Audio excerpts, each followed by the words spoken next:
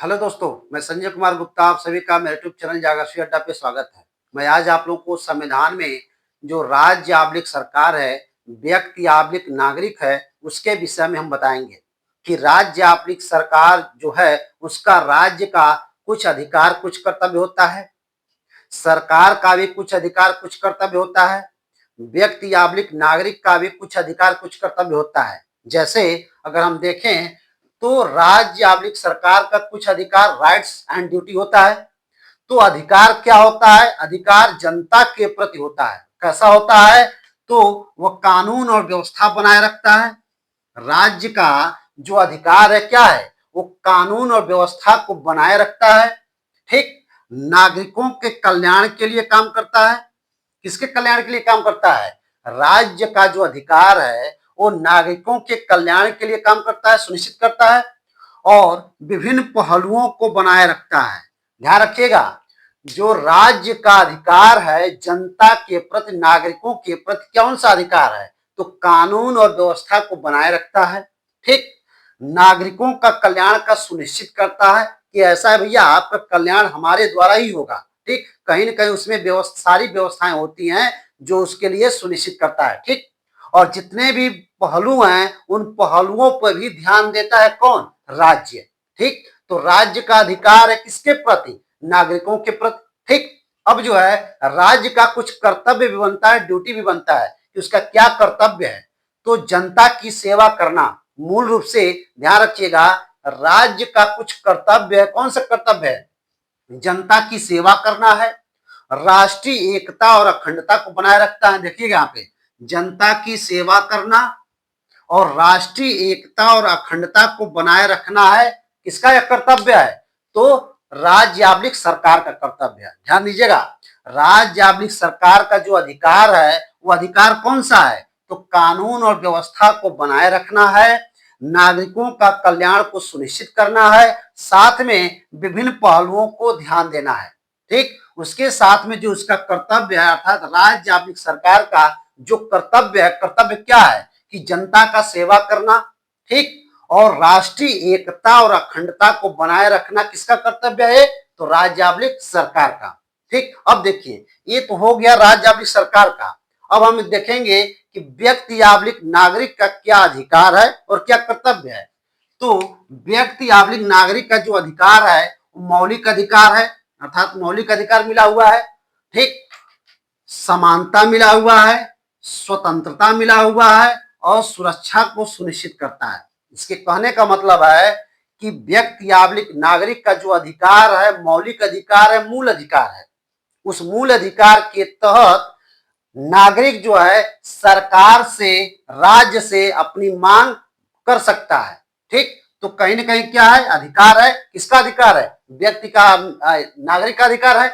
ठीक, कैसा अधिकार है? तो मौलिक अधिकार है, समानता का अधिकार है, इक्वलिटी, और स्वतंत्रता का अधिकार है और सुरक्षा सुनिश्चित करना है।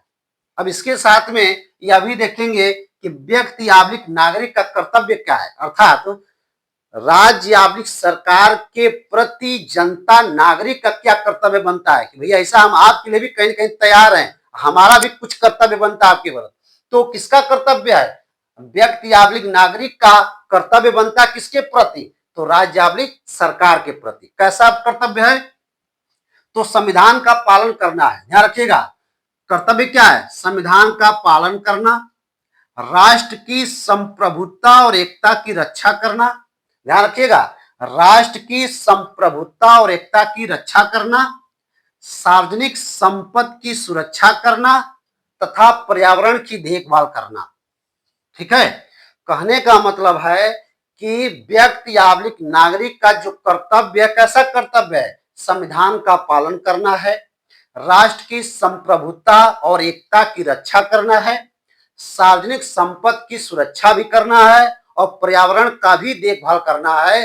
तो इस तरीके से ध्यान रखिएगा, संविधान में जो राज्य आबलिक सरकार है, व्यक्ति आबलिक नागरिक है, इन दोनों का, अर्थात राज्य आबलिक सरकार का भी कुछ अधिकार और कुछ कर्तव्य है, व्यक्ति आबलिक नागरिक का भी कुछ अधिकार कुछ कर्तव्य है। अब देखिए, राज्य आबलिक सरकार व्यक्ति आबलिक नागरिक की संबंध कैसा है? तो बहुआयामी संबंधों का उल्लेख करता है, हर डायमेंशन से इसका उल्लेख करता है। ध्यान रखिएगा, बहुआयामी संबंधों का उल्लेख है कौन? तो राज्य आबलिक सरकार, व्यक्ति आबलिक नागरिक क्या है? बहुआयामी संबंधों का उल्लेख है, अर्थात कई अलग अलग पहलू या आयाम या कारक है। जैसे हम कहें, अगर यहाँ पे ध्यान दीजिएगा, कानूनी और संवैधानिक कारक, कहने का मतलब है कि राज्य आबलिक सरकार, व्यक्ति आबलिक नागरिक के संबंध बहुआयामी संबंधों का यह उल्लेख करता है। और वह बहुआयामी संबंध कौन सा है? तो यहाँ पे है कानूनी और संवैधानिक कारक है। कानूनी और संवैधानिक कारक में क्या क्या शामिल होता है? तो सरकार के कामकाज शामिल होते हैं इसमें, और नागरिकों के अधिकार शामिल होते हैं। ध्यान रखिएगा, कानूनी और संवैधानिक कारक में सरकार के कामकाज शामिल होते हैं और नागरिकों के अधिकार शामिल हैं। ठीक, उसके बाद से हम आते हैं राजनीतिक कारक में।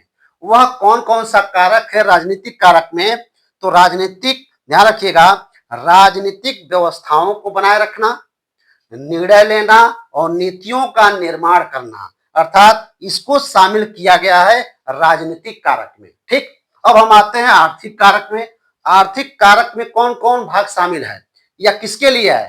तो यह सभी नागरिकों के लिए है। ध्यान रखिएगा, आर्थिक आयाम जो रखा गया है बहुआयामी संबंधों में, वह कैसा है? तो सभी नागरिकों के लिए है। आर्थिक न्याय की व्यवस्था की गई है, समृद्धि की बात की गई है, समानता की बात की गई है और स्वतंत्रता की बात की गई है।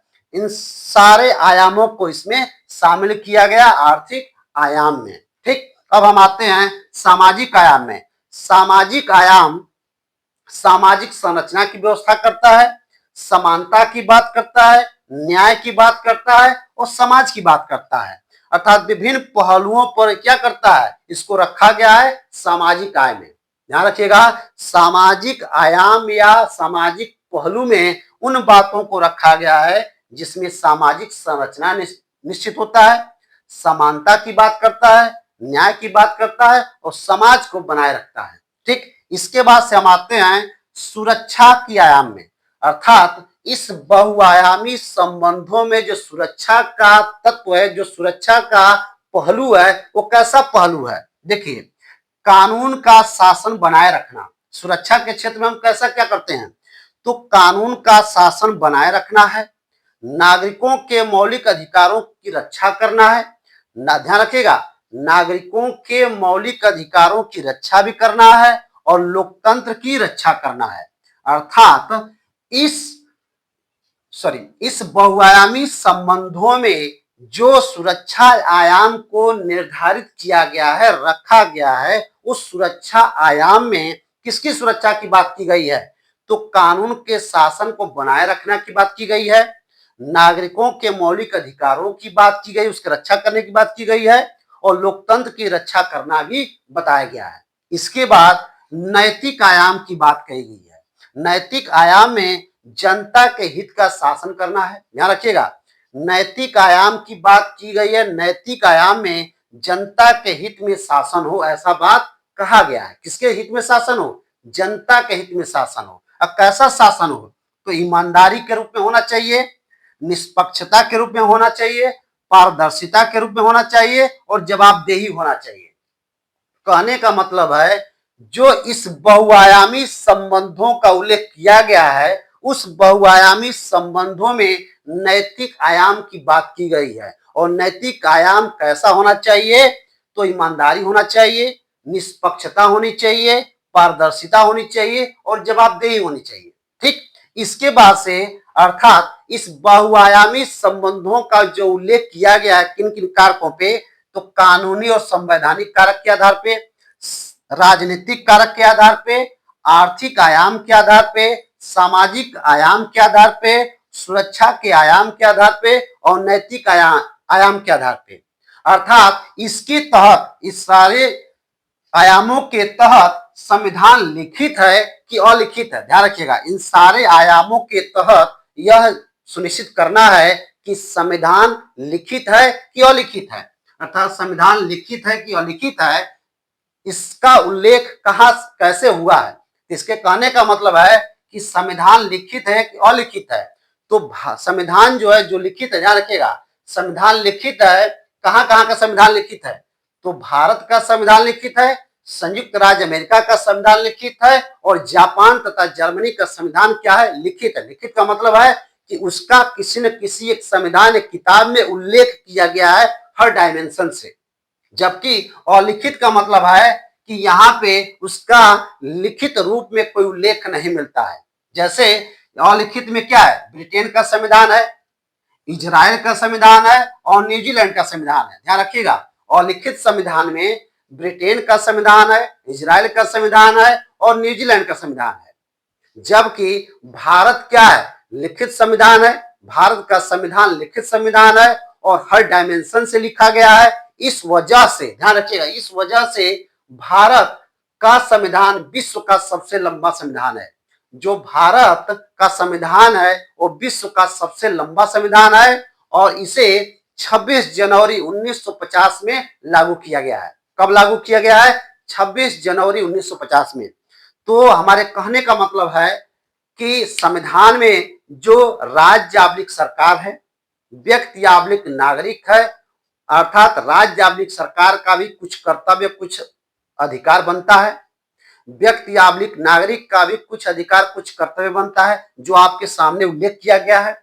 ठीक, इसके साथ में इन राज्य आबलिक सरकार, व्यक्ति आबलिक नागरिक जो बहुआयामी संबंधों का उल्लेख करता है, इसके कहने का मतलब है कि हर डायमेंशन से इसका उल्लेख किया गया है।